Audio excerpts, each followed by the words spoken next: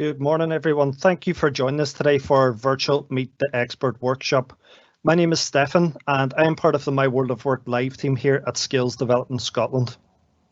My World of Work Live is about helping you to understand future careers and what skills these careers may require.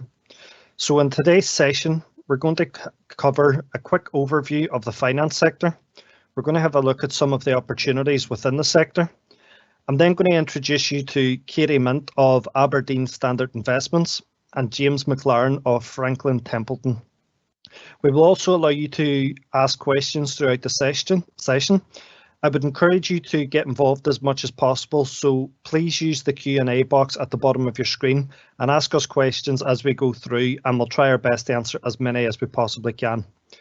I would just like to let you know that today's session is being recorded, so that young people who could not make it today can still access the resources. We're also recording it because it is in the public interest for us to do so. It will be available for everyone to watch on the My World of Work YouTube channel, and that usually takes between a week and two, so you can have a look at that on the My World of Work YouTube channel. There are other videos there that we have recorded over the last number of months, so please feel free to go on and have a look at those. That means that if you miss anything today, you can go back and rewatch everything that has been talked about. And please don't worry, everything that you do ask, you can keep it as anonymous and you can put your name in whatever way you feel more comfortable doing that. So just before I introduce you to today's experts, let's have a look at some of the information for the finance sector. So the UK remains one of the largest investment centres in the world, and it's only second to the US and is the largest centre in Europe. 75% of UK households use the services of an investment manager, something that I never even knew until today really as well. Investment management is about helping people to remain financially secure and stable.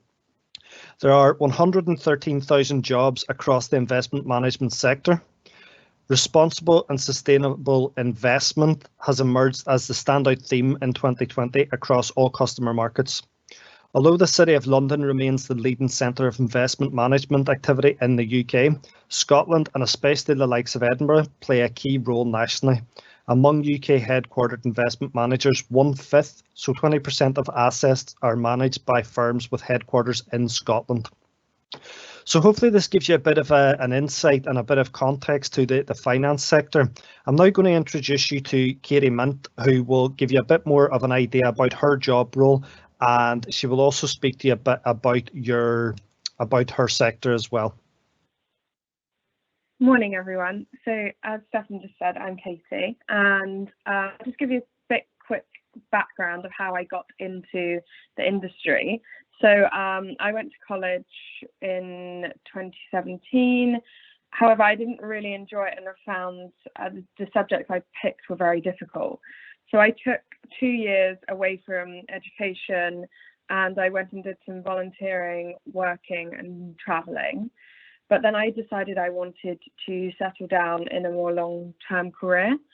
And this is when I started looking into apprenticeships. And these weren't really something that were discussed at my college, so I wasn't really sure what they involved and how I got into them. So I was looking at them and also at the Investment 2020 programme, but I was immediately put off when I saw the word investments, because this automatically sprung to mind that I had to be really gifted in maths and loved working with numbers, which I've learned since is absolutely not the case, but I was under the impression that that's how it worked. So I applied for Aberdeen Standard Investments school leaver programme, and it was quite a long process to get into, but they were making sure that you really wanted to work there and you knew what the job entailed and you had the right work ethic and things like this.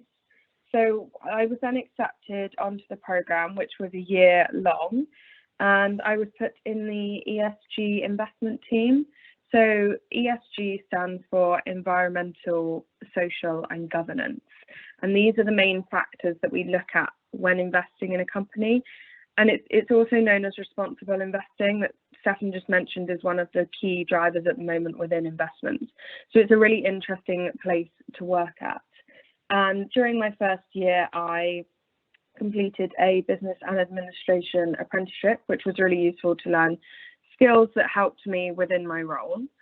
And the sort of day-to-day tasks and things that my team get up to are, we do lots of engagements with companies. So when we invest in a company, we want to make sure that their practices are as ethical as possible. So this could include things like, if topics come up with climate change, child labour, human rights, plastics, things like that, we want to make sure that the company are doing the best they can in these different areas.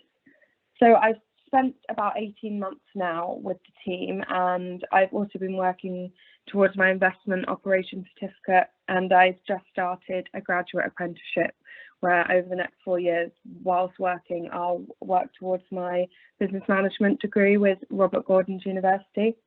So that's sort of a quick overview of how I got into it and what I do, and yeah, couldn't recommend the program enough, and have really enjoyed my time so far. Thank you. Katie, thank you for that.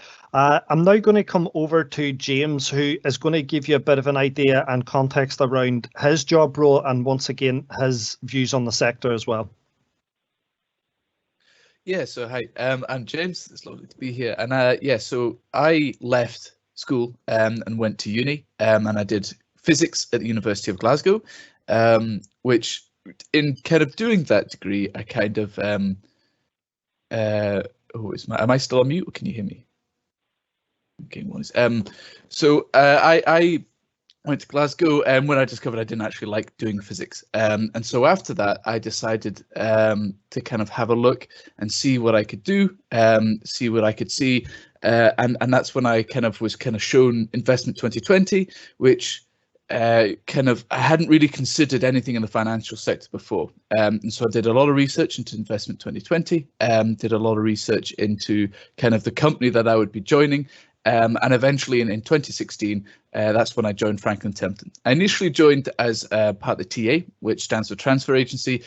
If you imagine, it's like the middleman between the very client-facing side of the business and the investment side of the business. So that presented me like a really big learning opportunity to not only learn how, big companies like mine deal with their customers and how they center a lot of their workflows around them, and then also how the investment sides work and more of the nitty-gritty side. Eventually, I was given an opportunity to apply for a role more in the investment side, and I'd be supporting on a system called Charles River, which is a compliance and order management system. It's all integrated, and I was going to be the system admin and tech support on that. As part of that role, I obviously learned a lot more about the more investment side of the business. I was directly supporting portfolio managers, traders, compliance analysts, and a lot of other people that were all using the system. After about 18 months of doing that role, I was also given an opportunity to join the compliance team. My specific role is more centered around how the technology changing in the system and how the system changes affect the compliance team, and then also how to manipulate the system to try and ensure more efficient and better workflows for the compliance team. Compliance is now my main sector, my main role. And a lot of people, when they hear compliance, they think, oh, boring rules and stuff. But actually, it's really interesting. It's actually really important as well, because it's the whole system is to make sure that the company abide by the rules, to make sure that they're not doing anything that's they're not supposed to, and also to make sure that everybody's on a fair level playing field. Where us as a company aren't doing anything, the industry isn't doing anything that unnecessarily or unfairly benefits people. It's there to make sure that we stick to our commitments, and that when we say this is what we'll do, that we actually make sure that we do it. So it's really fascinating to see all these little bits of rules, and the way that the industry is actually changing. And as Kate was mentioning, ESG is becoming massive at the minute at Franklin. So it's been really interesting to see how we tackle some of the challenges that come with monitoring all the entire investment universe and seeing, okay, what can we have and what can't we have? And so that's the main part of my sector at the minute. Thank you very much. James, thank you. I'm going to kick off now with a couple of questions, and I'm going to stay with you, James, for the first few questions, okay? So the first question that has come in from the audience: what is your favourite thing about your job? Yeah, well, my favorite thing about my job is the challenge and the opportunity to learn. It's something I've always loved doing. Even kind of at school, through university, I've loved learning. And so for me, you know, I because I didn't have the greatest experience. As I said, I did a degree in physics. There's always more opportunities to learn new things and learn different things and kind of really try my hand at them. So that's the thing I enjoy most, is being able to kind of look at a problem and not necessarily know everything about it, try my hand at solving it, and then once I get kind of help and support, then I've learned a lot more and know a lot more, not just about a subject, but, you know, kind of, the specific problem, but about the general subject, and learning a lot more that is in a lot more dynamic way, hands-on, rather than looking at textbooks and trying to kind of consume that. And for me, that's the part I enjoy about my job the most. Thank you, James. I'm going to stick with you for the next question, then I'll move across to Katie, okay? The question that's come in, there's quite a variety here, which is really, really good. Where do you see yourself in the future?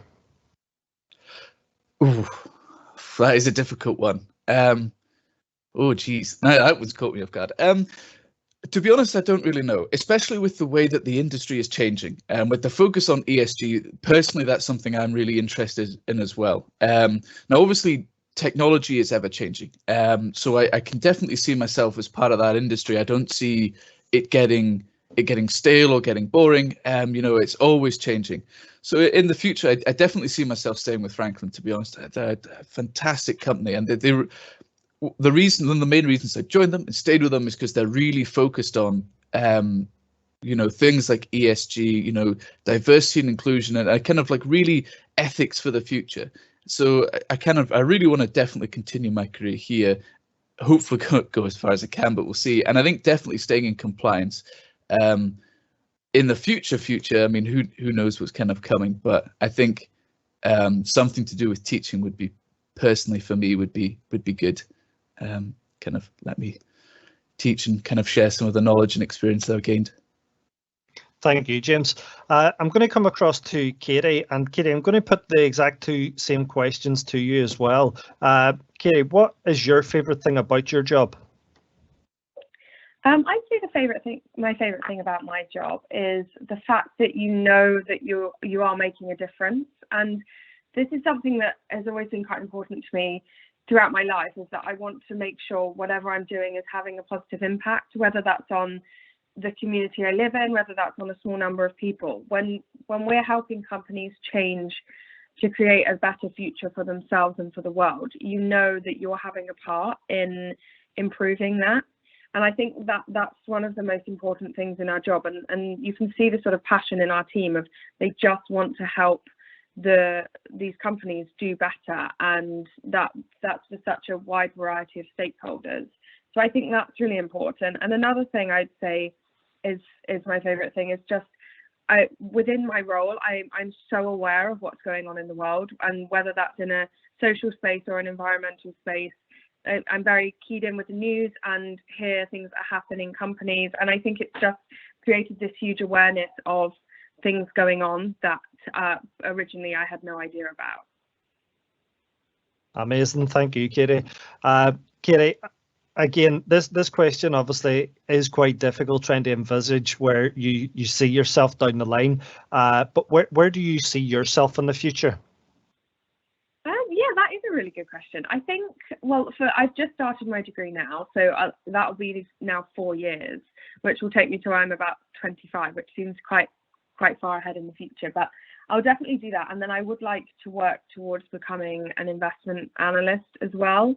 And I think one of my goals within my role, maybe for 3 or 4 years down the line, is I'd like to get much more involved in the engagements we have with companies, whether that be leading them or just taking part. I think that would be a really interesting progression.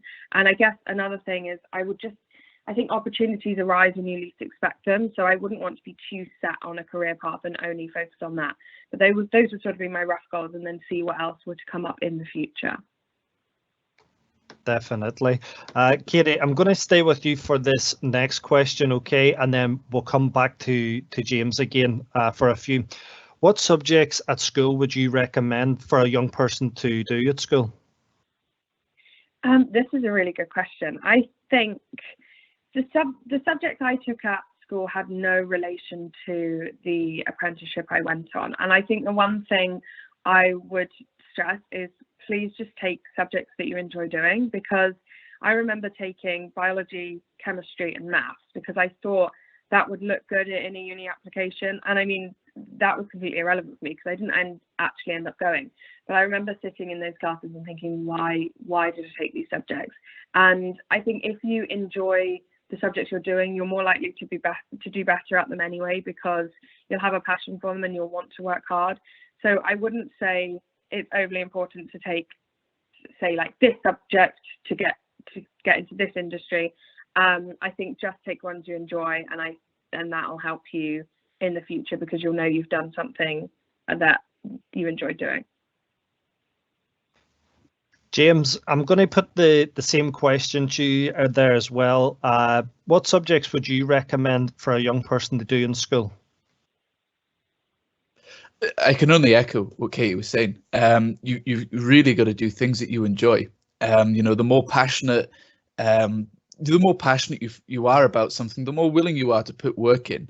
Obviously, people have got different levels of how good and bad they are at things, but something that always happens is everybody has to eventually work. You have to work if something, the better you want to be at them, the more you got to put in. And if you're disinterested, bored, and you're only doing it because you think it's going to get you something good in the future, you're just not going to put the work in, and you're going to find it really difficult to motivate yourself. So if you enjoy something and you're really passionate about it and you're interested, and then you're far more likely to do better, get better grades, and kind of progress further.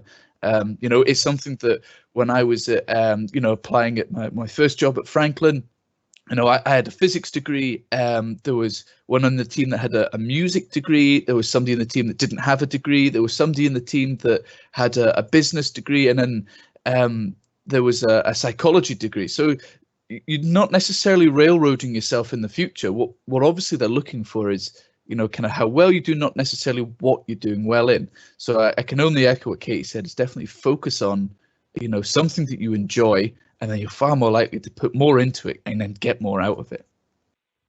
Thank you, James. Two fantastic answers there. James, I'm going to stick with you for the next two questions, and then we'll come back over to Katie as well, okay? The question that has come in the chat: which is the better route, university or an apprenticeship? That's a difficult one. I'm not 100% sure. I think it depends on what you're trying to do. I think both are very good options, and it's going to have to suit you personally. I didn't do an apprenticeship, so I'm not 100% sure. I'm sure Kate can expand on that a lot more, but it seems very much more kind of hands-on, straight in there, and getting to work, whereas university is a lot more. The education style is very different, and it depends on the subject that you're doing. For physics, it was very much lecture based, and then you would have labs. So it very much depends on your style of learning. University is very much, you've got to be self-motivated. You've got to really put yourself through it, and really put yourself in. Whereas apprenticeship, it doesn't. I can't really speak to that. In terms of actually, kind of applying for the job. In various teams, I kind of helped in the process of getting new members in the team, and to be honest, there wasn't really a huge difference between a degree and getting the apprenticeship. It was more, most of this sort of stuff is I get your foot in the door. On paper, you seem like you can do the job, and then it's all about the interview. Seeing if you're a good fit for the team, kind of seeing how your personality is. How much kind of how they expect you to work as part of the team. So in all honesty, I can't answer it perfectly, but I think whichever route you take, as long as you put 100% of yourself into it, and you've got to really think about which route is best for you, which one are you more likely to put time in and work in. If you don't suit well with the university lifestyle, don't go to university. It's only ever going to waste time, and you either drop out or you don't reach your full potential because the style of learning isn't for you. I think that's more important rather than picking a particular path. Well said, James. James, is there anything that you don't like about your job? I think, like everything, there's always things you don't always enjoy. Sometimes it can be very high pressure. You know, there's a lot of deadlines that come kind of out of nowhere, especially when you're working in an industry like finance. You know, things can change very, very quickly. You know, one day, you know, the regulations can change for various different reasons. And obviously, we're a global company, so we've got offices in 20 odd companies, 20 odd countries, and so a changing regulation in one place can affect lots of very different places at short notice. You know, especially if you do deal in a lot of different places around the world.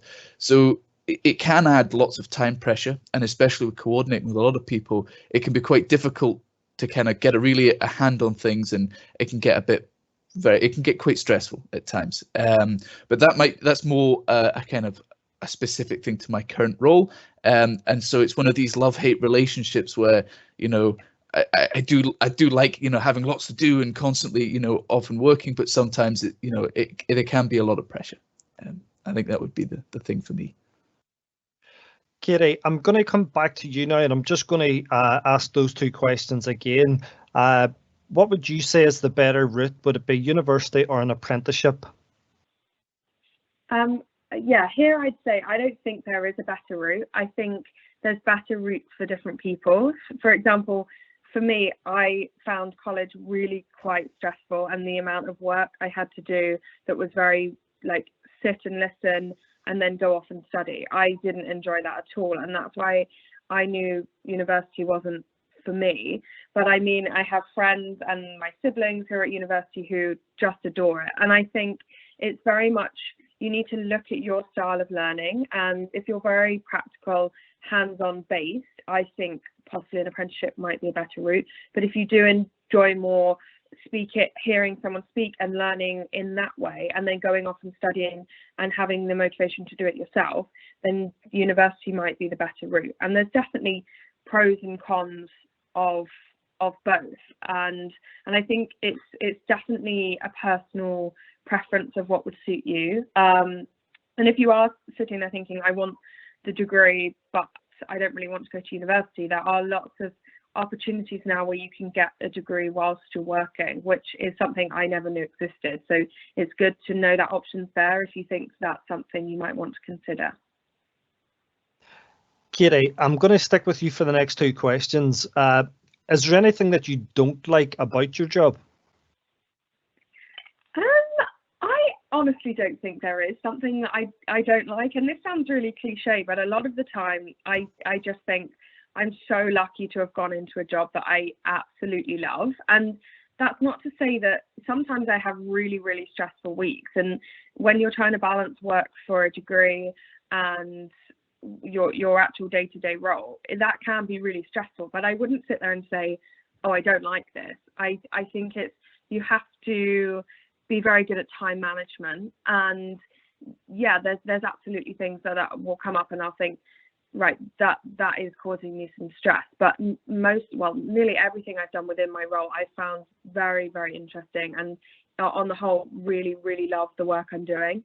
So I'm very lucky in that sense. But it's not to say that everything is a walk in the park. Like, there are weeks where I just think, gosh, I'm struggling with the workload. But if you're able to manage your time, it's really is okay to stay on top of it. And like everything in life, I think you have weeks where you're like, this is hard, especially in current circumstances. Things can be very difficult, but there's the support there, and there's my team there, and there's other people that I know I can go to if I'm thinking, oh, this is all getting a bit too much. Katie, we've got loads of really good, interesting questions coming in here. The next question before I move back to James, do you have to work weekends?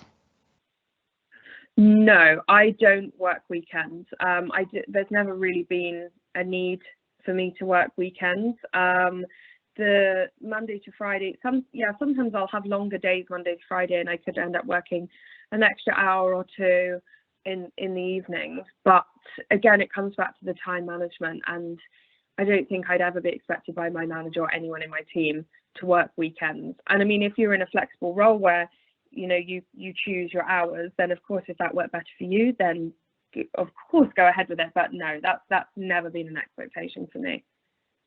Thank you.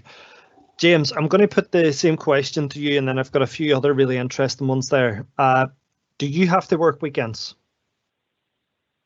No, I don't. There's no expectation for me to work weekends, especially because most of the trading is done, Monday to Friday, and there isn't much done on the weekend. I personally don't have to do anything on the weekend, no.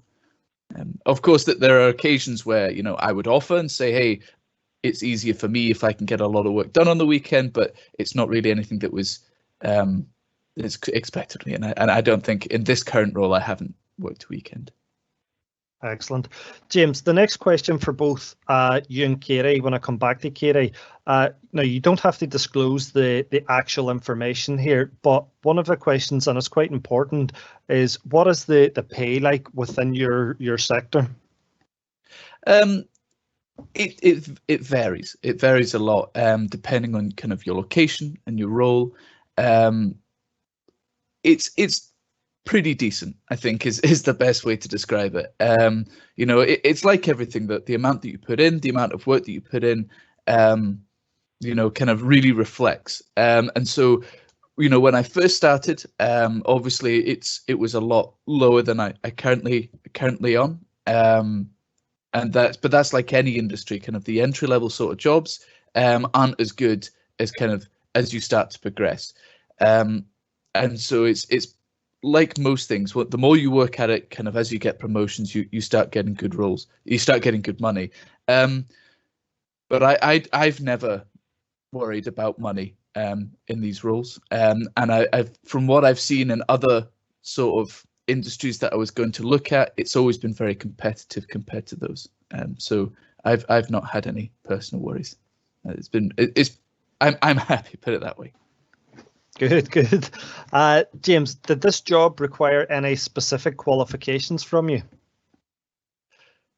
This job specifically, no. I was very lucky that a lot of the experiences and that I got in my previous roles, I was able to utilize in order to kind of leverage the job through kind of the interview and stuff. So as I say, my current role is with compliance and looking how the technology affects compliance and how we can manipulate that technology to make our jobs and lives in compliance easier. And this is all based around a system called Charles River. Now, my previous role was a system admin on Charles River. So it was that experience that kind of got me through into this role that was able to convince them, okay, well, I don't have a certificate saying that I'm good at Charles River, but I have 18 months of experience working with the system and supporting people in the system, and that sort of experience is able to get through.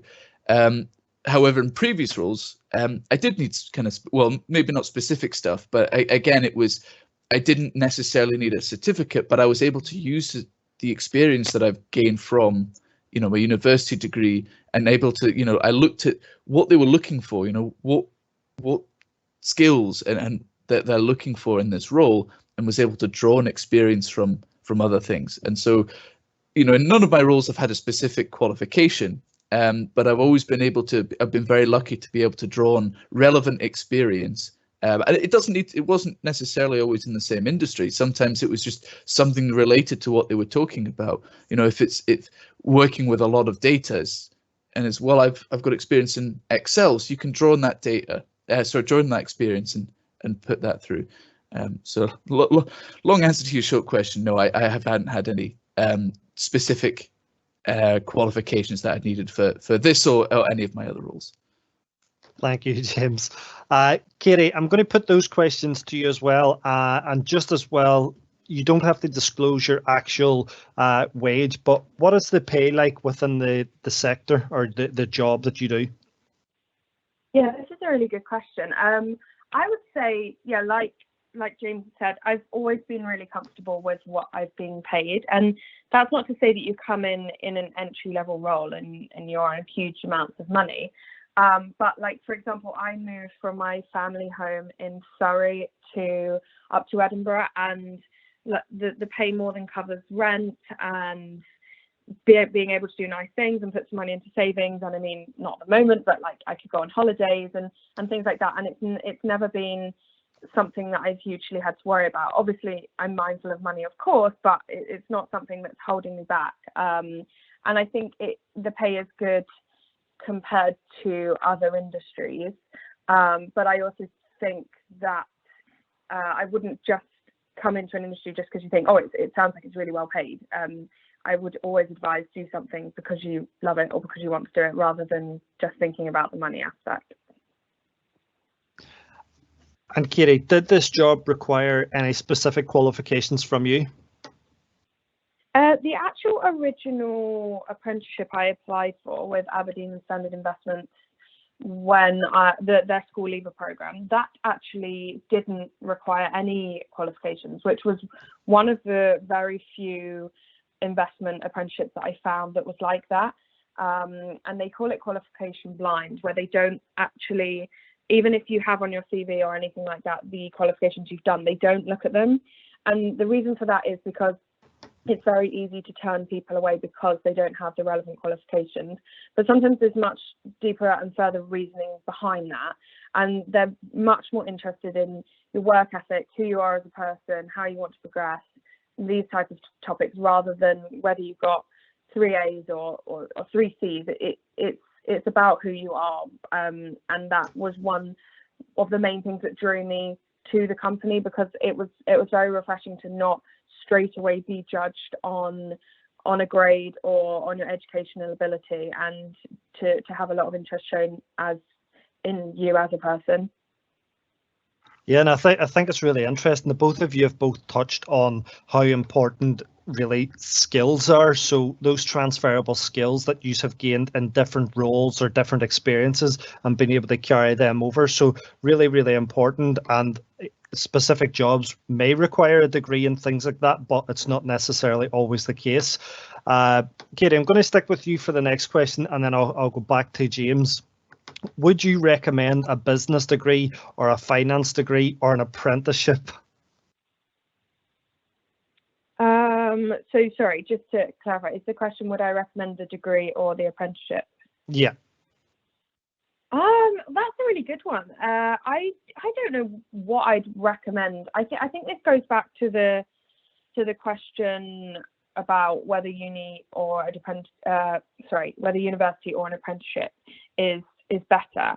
And I think this depends, because obviously there's completely different levels of apprenticeships. So I started and did an apprenticeship in business and administration when I joined the company, but now I'm doing the graduate apprenticeship, which is where I'm gaining a degree as well. So I think this would definitely be down to personal preference and your learning style.